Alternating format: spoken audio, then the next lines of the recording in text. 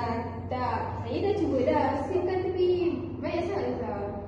Saya orang murid-murid lain, kawan-kawan awak semua yang boleh buat, kenapa awak tak boleh buat? Saya dah cuba Ustazah. Tapi banyak Ustazah. Banyak Ustazah kerja yang Ustazah faham. Balik kerja bukan je satu je kerja Ustazah. Saya balik dari sekolah kena jaga saya lagi.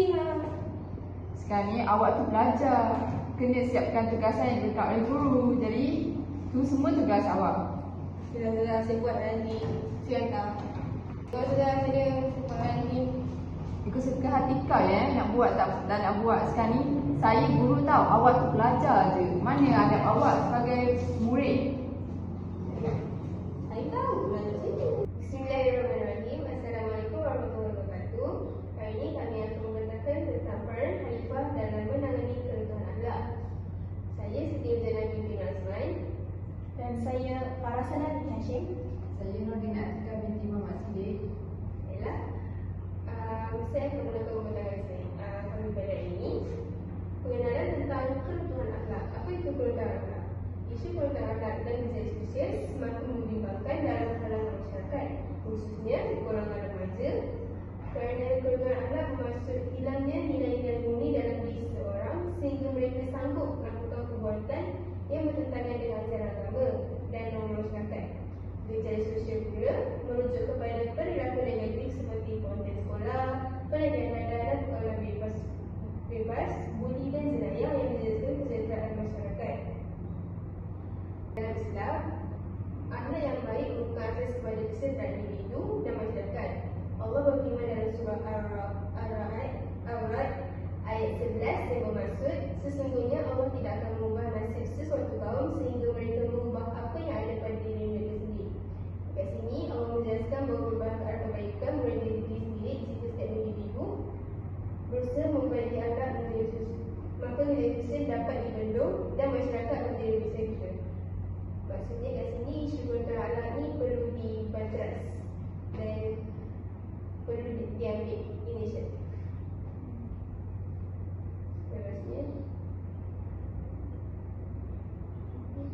Seterusnya, punca keruntuhan akhlak ini berlaku disebabkan yang pertama, lemah pegangan agama. Maksudnya kat sini, bila seorang tu dia tidak mendapat ajaran agama yang banyak, jadinya dia senang untuk terdedah pada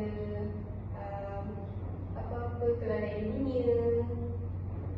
Kemudian, yang kedua ialah pengaruh rakan sebaya. Pengaruh rakan sebaya ialah contohnya bila seorang pelajar itu dia memilih rakan yang bersikap negatif, rakan-rakan yang akan sentiasa ajak dia pergi ke macam contoh kelab malam ke, ataupun main bola sampai ke waktu maghrib, tak ingat solat.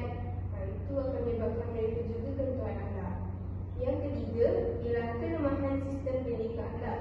Maksudnya kat sini guru-guru di sekolah tidak tekankan pentingnya akhlak murni itu. Guru tidak ajarkan kepada murid adab di sekolah. Bagaimana adab dengan orang tua, bagaimana adab dengan rakan-rakan. Dekat situ bila guru kurang tekankan benda itu, murid-murid pun tidak ambil cakna dari benda itu. Jadi mereka jadi kurang ajar dengan orang yang begitu. Jadi mereka akan tak kisahlah orang tua yang cakap apa, kita takkan kisahlah perasaan orang tua. Yang keempat, pengaruh media sosial. Macam kita tengok sekarang, media sosial ni merupakan platform yang paling besar yang jadi pengaruh sekarang. Sebab media sosial contohnya TikTok, Instagram, Twitter, kan banyak dia orang boleh share dekat hujung jari je. Jadi kalau macam contoh ada macam pengamal yang cakap bahasa yang tak elok, jadi mereka pun akan ikut benda tu. Yang terakhir ialah keluarga tidak harmoni dan kurang didikan. Maksudnya kat sini keluarga yang berpecah belah, ibu bapa yang sentiasa berada depan anak-anak akan menyebabkan anak tu akan dapat tekanan dan mereka juga berlakunya seperti nanti depresi sehingga tekanan mental menyebabkan akhirnya mereka melakukan tindakan yang tak sepatutnya mereka lakukan. Terus ni saya serahkan kepada rakan saya. Antara kesan keruntuhan akhlak terhadap masyarakat yang pertama ialah menjadikan keharmonian masyarakat terbuka. Hal ini kerana peningkatan jenayah seperti kecurian, pergaduhan, zina dan penyalahgunaan dadah semakin berleluasa dalam kalangan masyarakat. Seterusnya, masyarakat juga akan hidup dalam ketakutan dan hilang rasa percaya antara satu sama lain sekiranya dalam golongan mereka itu sering melakukan jenayah dan sekaligus akan menjejaskan suasana yang harmoni dalam kalangan mereka. Yang seterusnya, kesan terhadap masyarakat juga dapat menjadikan institusi keluarga menjadi lemah. Hal ini kerana anak-anak tidak menghormati ibu bapa dan mudah terlibat dalam gejala sosial. Contohnya, anak-anak hilang rasa hormat terhadap ibu bapa mereka kerana tidak diberikan pendedahan tentang pembentukan akhlak dan sekaligus akan merosakkan imej keluarga tersebut. Seterusnya, keluarga hilang kasih sayang dan kawalan moral. Apabila keruntuhan akhlak berlaku dalam ahli keluarga, maka jelaslah bahawa keluarga akan hilang kasih sayang kerana tidak menerapkan nilai murni dalam kalangan anggota keluarga. Seterusnya, kesan keruntuhan akhlak terhadap masyarakat juga dapat menjadikan hilang nilai-nilai murni dalam masyarakat. Contohnya, sifat tolong menolong, hormat menghormati dan kasih sayang semakin pudar. Hal ini kerana masyarakat tidak peduli tentang kepentingan hidup bermasyarakat dan mereka pentingkan diri sendiri untuk menjalankan kehidupan mereka. Seterusnya, wujud sikap mementingkan diri dan tidak peduli kebajikan lain. Contohnya, mereka tidak bertegur sapa, tidak mengambil peduli tentang masalah jiran, dan hal ini juga akan mencetuskan keresahan dalam kalangan masyarakat kerana tidak dapat menolong antara satu sama lain. Dan yang terakhir, kesan keruntuhan akhlak terhadap masyarakat juga dapat menjejaskan imej masyarakat dan negara. Hal ini demikian kerana negara dipandang negatif oleh masyarakat luar. Kerana masyarakat tidak mengamalkan sifat-sifat moral, melanggar peraturan dan akan menjejaskan suasana dalam negara kita. Seterusnya, pelabur asli juga akan hilang keyakinan dan menjejaskan ekonomi negara. Apabila negara kita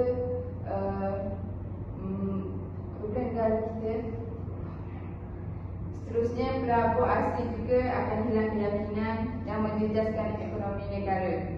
Hal ini kerana masyarakat yang mengalami keruntuhan akhlak akan menjejaskan ekonomi negara. Hal ini akan membuatkan pelabur akan hilang keyakinan untuk bekerjasama dengan negara kita. Saya akan menerangkan tentang konsep khalifah di muka bumi ini. Yang pertama, maksud khalifah atau perkataan khalifah itu berasal daripada bahasa Arab yang bermaksud pengganti atau pemimpin. Dalam konteks Islam, khalifah ialah manusia yang dilantik oleh Allah Subhanahu Wa Taala sebagai pemimpin di muka bumi ini untuk mentadbir dan memakmurkannya untuk mengikut hukum dan ajaran Islam. Berdasarkan firman Allah Subhanahu Wa Taala dalam surah Al-Baqarah ayat 30, sesungguhnya aku hendak menjadikan seorang khalifah di muka bumi ini. Firman ini membawa maksud bahawa manusia mempunyai tanggungjawab yang besar sebagai wakil Allah di bumi ini untuk melaksanakan perintah-perintah dan mengelakkan kerosakan. Jadi sebagai umat Islam, kita mestilah mengikut perintah Allah dan meninggalkan larangannya. Seterusnya, saya akan sambung kepada peranan manusia sebagai khalifah. Yang pertama, manusia sebagai khalifah adalah untuk melaksanakan amal makruf nahi munkar. Peranan utama manusia sebagai khalifah yang disebutkan oleh saya sebentar tadi adalah merupakan contoh teladan menunjukkan contoh teladan kepada orang lain melalui akhlak dan perbuatan yang baik. Rasulullah SAW sendiri diutuskan sebagai uswah hasanah, iaitu contoh teladan yang terbaik kepada umat manusia. Setiap individu ini perlu menunjukkan nilai murni seperti jujur, amanah, bertanggungjawab dan juga hormat menghormati dalam kehidupan harian. Apabila seseorang mempamerkan akhlak mulia, pasti akan memberi pengaruh positif kepada orang lain dan membentuk masyarakat yang berdisiplin dan juga beretika. Kita sebagai pelajar perlu menunjukkan teladan yang baik dalam kehidupan seharian. Situasi ini situasi ini juga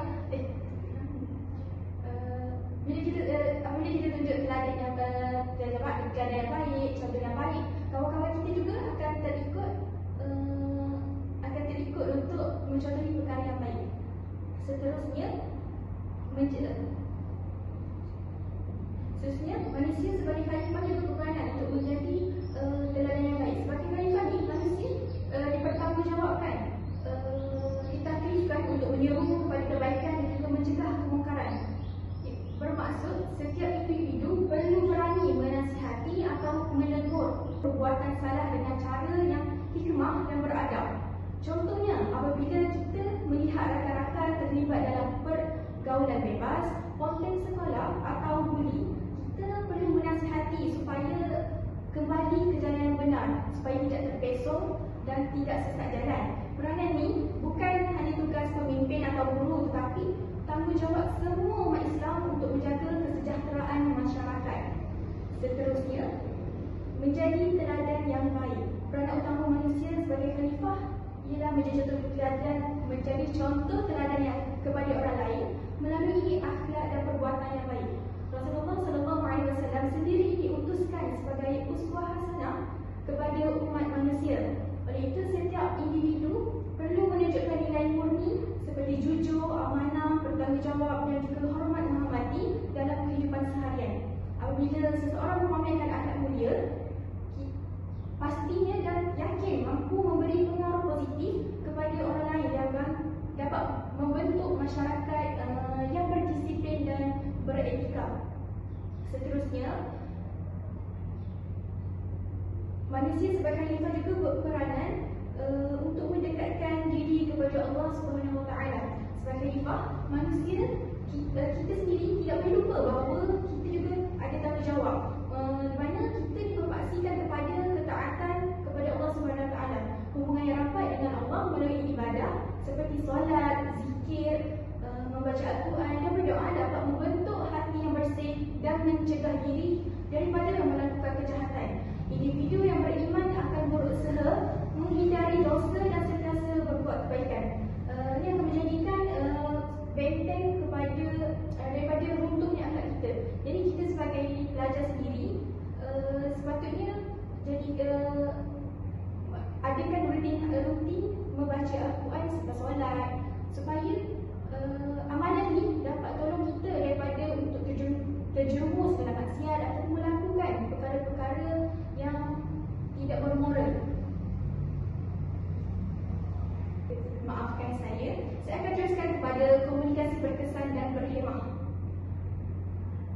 Komunikasi berkesan dan berhemah, kita perlu menggunakan bahasa yang lemah lembut. Salah satu ciri utama komunikasi Nabi Muhammad ialah kelembutan dalam berbicara. Allah Subhanahu Wa Taala berfirman dalam surah Al-Imran ayat 159, maka dengan sebab rahmat daripada Allah, engkau berlaku lemah lembut terhadap mereka. Sekiranya engkau bersikap keras lagi berhati kasar, tentulah mereka akan lari dari sekelilingmu. Ayat ini membuktikan bahawa kelembutan dalam komunikasi menjadi sebab orang lain mendekati Rasulullah SAW. Baginda tidak pernah meninggikan suara atau mengherdik orang lain walaupun ketika menegur kesalahan. Contohnya, ketika seorang Arab Badui kencing di dalam masjid, baginda menegurnya dengan tenang tanpa marah lalu menerangkan adab di tempat suci. Tindakan ini menunjukkan komunikasi yang berhemah mampu mendidik tanpa memalukan. Jadi kita boleh aplikasikan dalam kehidupan seharian kita. Kita kalau nak tegur seseorang pun, kalau kita guna perkataan yang sopan, cara tegur yang betul, pastinya individu yang kita tegur tu akan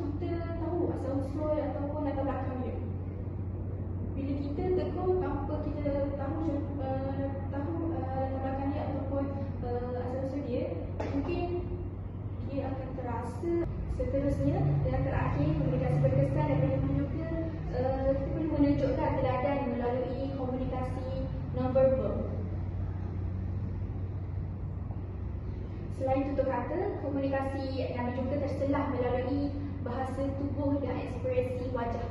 Baginda sering tersenyum ketika bertemu orang, menatap wajah lawan bicara dengan penuh perhatian dan tidak memotong percakapan orang lain. Tindakan-tindakan kecil ini sebenarnya menunjukkan bahawa komunikasi berhemah bukannya hanya berkata, tetapi juga ekspresi yang positif, dan kita nak menghukum seseorang itu atas kesalahan yang dia lakukan dan dilakukan. Sebenarnya Nabi Muhammad SAW menjadi keadaan afuh dalam kondisi berkesan dan berhemah.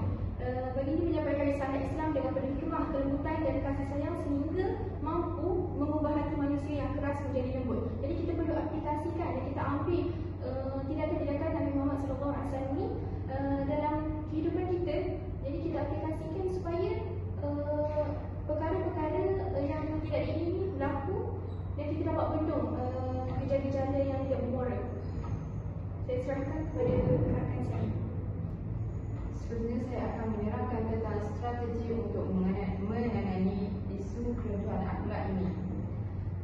Kita sebagai masyarakat mestilah memainkan peranan yang penting untuk menangani isu ini demi kepentingan bersama. Yang pertama, peranan individu. Individu itu mestilah sentiasa menguatkan iman dan mendekatkan diri kepada Allah Subhanahu Wa Taala melalui solat, zikir dan membaca Al-Quran. Kita mestilah membaca Al-Quran sebaiknya. Kita mestilah membaca Al-Quran sebaiknya satu muka surat untuk satu hari, sebagai tanda menghormat, sebagai tanda mencintai Al-Quran dan tidak lalai dalam kehidupan seharian kita. Seterusnya, peranan individu ini juga mestilah mengawal diri daripada pengaruh negatif seperti hiburan melampau, rakan sebaya yang tidak baik dan media sosial tidak berfaedah. Seperti yang sedia maklum, rakan sebaya sangat memainkan peranan yang penting dan memberikan pengaruh yang besar terhadap diri kita. Jadi kita mestilah memilih rakan sebaya yang dapat membentuk akhlak yang baik dalam diri kita. Seperti rakan yang sentiasa membawa kita ke masjid, membaca Al-Quran dan sebagainya.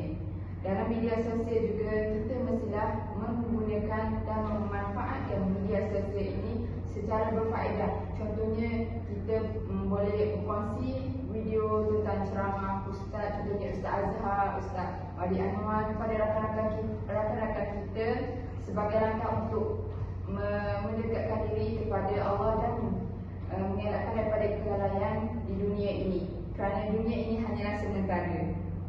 Seterusnya, peranan keluarga dalam menangani isu keruntuhan akhlak. Yang pertama, ibu bapa mestilah memberikan didikan agama sejak kecil dan menanam nilai moral dalam diri anak-anak. Kat sini jelaslah bahawa peranan ibu bapa sangat penting untuk membentuk akhlak anak-anak, untuk membentuk keluarga yang sakinah, mawaddah, warahmah, dan untuk memelihara nama keluarga tersebut. Peranan keluarga juga mestilah menjadi teladan yang baik, iaitu qudwah hasanah kepada anak-anak dalam tutur kata, pakaian dan pergaulan. Peranan ibu bapa ini sangat penting dalam keluarga kerana ibu bapa merupakan contoh teladan yang terbaik bagi anak-anak mereka di rumah. Jadi kita sebagai ibu bapa mestilah menjaga tutur kata, pakaian dan pergaulan. Sekiranya ibu bapa memakai pakaian seksi, maka tidak heranlah anak-anak kita sendiri terikut akan fashion tersebut. Jadi kita mestilah memakai pakaian mengikut ajaran Islam yang sebenar, mengikut syariat Islam yang sebenar. Seterusnya, peranan sekolah atau institusi pendidikan. Yang peranan yang pertama mestilah menerapkan pendidikan agama dan moral dalam semua mata pelajaran. Sebagai contoh, di setiap sekolah atau institusi pendidikan mestilah mewajibkan mata pelajaran pendidikan Islam atau pendidikan moral. Seperti yang sedia maklum, pendidikan Islam untuk pelajar yang beragama Islam dan pendidikan moral untuk pelajar yang bukan Islam. Jadi melalui mata pelajaran melalui mata pelajaran tersebut sekaligus dapat membentuk akhlak murid-murid atau pelajar ketika berada di sekolah. Seterusnya, peranan sekolah atau institusi pendidikan juga mestilah mengadakan program kerohanian seperti solat berjemaah, tazkirah dan camp jati diri. Jadi peranan sekolah juga atau institusi pendidikan juga ini sangat penting untuk membentuk akhlak yang mulia dari murid atau pelajar. Contohnya, setiap bulan pihak sekolah mewajibkan ada satu camp jati diri untuk dan mewujudkan suasana harmoni dalam kawasan sekolah. Seperti yang sedia maklum, sekolah pada hari ini berlaku banyak gejala atau kes-kes jenayah yang tidak sepatutnya berlaku, contohnya seperti tikam, merobol dan buli. Jadi kita mestilah memainkan peranan yang penting untuk membentuk akhlak murid-murid demi masa depan dan demi negara dan demi agama, bangsa dan negara tercinta. Seterusnya saya akan serahkan kepada rakan saya. Baiklah, inisiatif seterusnya yang boleh dilakukan untuk menangani isu kerumunan akal ini, iaitu daripada peranan masyarakat sendiri. Masyarakat perlu bersikap prihatin dan penyayang. Maksud di sini, masyarakat tidak membiarkan ahli masyarakat lain terlibat dengan maksiat. Maksudnya di sini, contohnya kalau saya sendiri nampak rakan saya ini, kami pun masyarakat juga, nampak orang lain buat jahat, contohnya curi ke, ataupun kita nampak ada orang cuba untuk kacau orang tu, nak tangkap ke apa. Jadi apa yang kita kena cepat-cepatlah tindakan lapor polis ataupun minta tolong orang keliling selama sini. Seterusnya, mengajukan aktiviti kemasyarakatan yang sihat seperti gotong royong, program sekolah Ramadan di sini.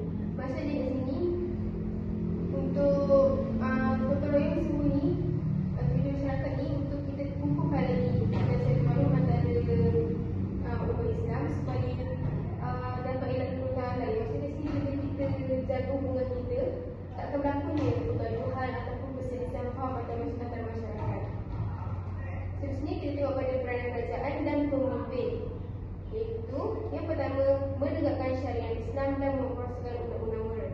Jadi kat sini, setiap pemimpin seperti raja ataupun jabatan majlis agama, menteri, mereka perlu takna dengan Islam kerana contohnya kat Malaysia ni, agama Islam ni adalah agama utama. Jadi mereka perlu takna agama Islam perlu dijaga, bukannya malah bila contohnya agama Islam ditindas, mereka biarkan saja. Jangan lalu, nanti kan ada kegaduhan terbudaya, nanti tak dapat dana ke apa ke, jangan. Terus menyediakan dasar pendidikan dan media yang berteruskan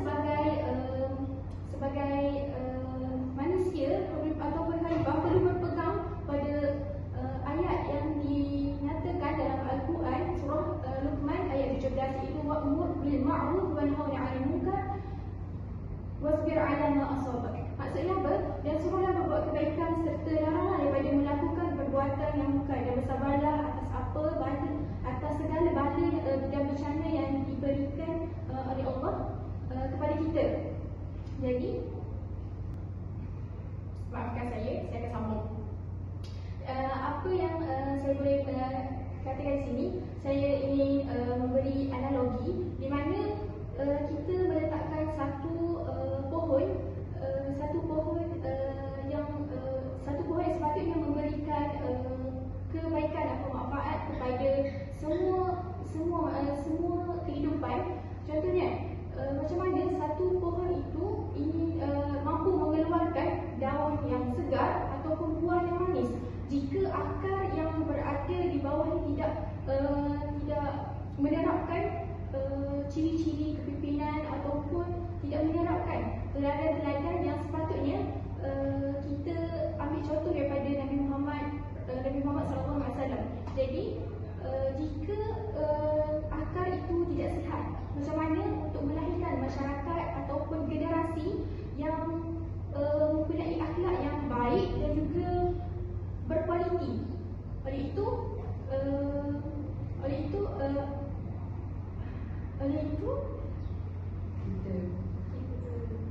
kita